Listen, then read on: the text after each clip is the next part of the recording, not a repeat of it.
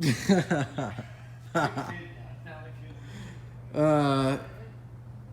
what is up, guys? mateihp here. We got, oh, for fuck's sakes, man, these next door neighbors do not shut the fuck up. So I got the Silvia back, and the engine bay is painted. The last time you seen the RB, it was on the stand. We have it in the Silvia now. Here it is in all its glory, with the painted engine bay. Wonderful, look at that. So we didn't take many precautions to put the RB25 inside the car.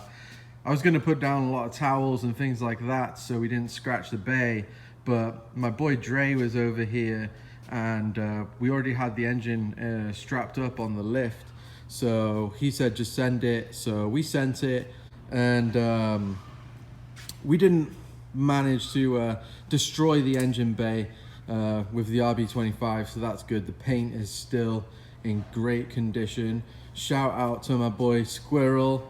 Shout out to my main man Bob for painting and prepping the bay. Came out awesome, although it does need a little wet sand. It looks great, really does. So new things I did was I did banjo fittings on the brake master cylinder, so that cleans up the hard lines a whole lot. Really wasn't a fan of those hard lines going across the firewall. My boy Josh tucked the wires on the coil packs here. Don't even look like they're plugged in. Wiring Specialties harness. Shout out to Wiring Specialties. So once I got everything hooked up, I couldn't believe how many little things they were to be done. I thought I'd figured most of these things out before I took the engine out of the car, but these little things just add up, and it's a pain in the ass to finish them all up. But once I got everything finished up, we went to fire it up and we were having some issues. It seemed like the injectors were dumping way too much fuel, which was fouling the plugs. Kept having to take the plugs out. I was pulling the fuel pump fuse out, seeing what the hell was going on.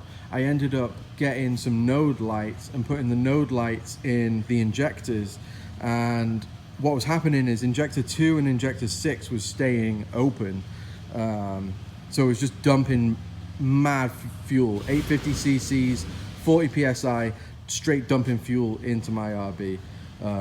So that wasn't working out too well.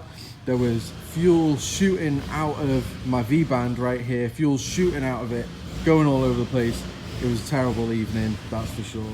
So I took the harness out of the car and went down to Wiring Specialties, and Yuri there, awesome guy, tested the harness for me, and everything worked out fine, everything was working. So I took it back, plugged it all back in, and it turns out that the ECU plug just wasn't seated correctly into the ECU.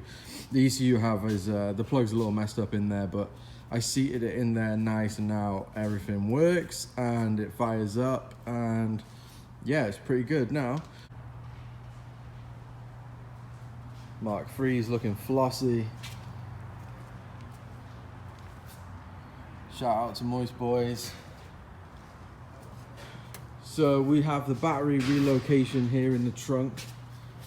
Shout out to Frank, he did a great job hooking up the battery in here. Super clean, except for these little bits of wire and stuff. I mean, needs a little vacuum out, but look at that. Very, very clean. All right, speaking of Moist Boys, we got a package in the mail a couple weeks ago. Would have liked to post something a little sooner, but been so busy with the RB swap. Check it out. Small wheels forever.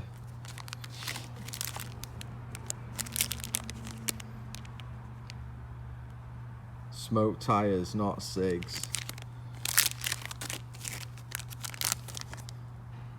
This is probably one of my favorite ones right here. Awesome. We got a license plate frame. So cool. We got some gloves. Let me bust them out real quick so I don't have to hold the camera. Check out these gloves, they are sweet. Moist Boys, baby. Really nice quality gloves. Super cool. Says something on the back here about, yeah, look, clubbing baby seals. Jesus, Jesus, Jesus.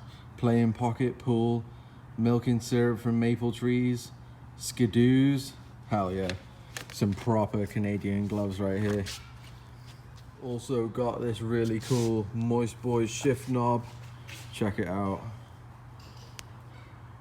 Pretty sweet.